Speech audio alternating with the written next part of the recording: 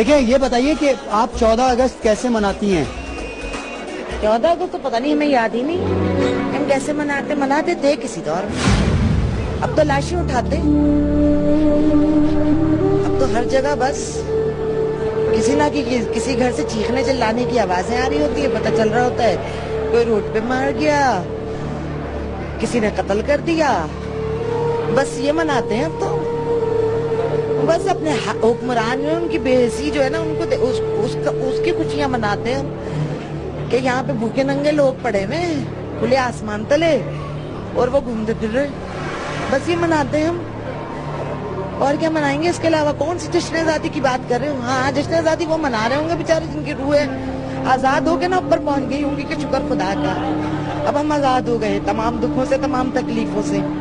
पाकिस्तान इसलिए नहीं बनाया था भाई, बता दो उन लोगों को जो घूम फिर रहे हैं ना बड़े मजे से, जिनके दिलों पे कोई असर ही नहीं है, जिनको एहसास ही नहीं है कि हो क्या रहा है और वो कर क्या रहे हैं। सबने मरना है, सबने जाना है। आप जश्न आजादी पे कोई चरागा, कोई झंडे लगाना? अरे किस बात पे चरागा करूं? अरे बराबर के घरों से लाशें उठ रही हैं, मैं अपने घर में चरागा करूं? किस चीज पर चरागा कर लूं मैं? आसपास अच्छा ना हो, अगर दूसरा पड़ोसी भूखा हो तो आपको खाना अच्छा लगेगा? भाई ये तो उन्हीं लोगों का काम है जिनके दिल नहीं है, हमारे तो दिल है। हम काहे की जश्न आजादी मनाएं? देखो तो सही जरा जाके, हर जगह पानी में लोग जा रहे हैं, अरे पूरे पूरे खानदान बह गए लोगों के।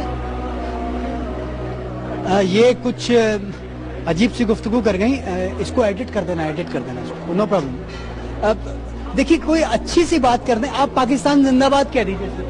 पाकिस्तान तो जिंदाबाद ही रहेगा भाई, हम रहे ना रहे, जमीन बाकी रहेगी, ये अवाम तो दबदबा के खत्म हो जाएंगे। ये आपने एक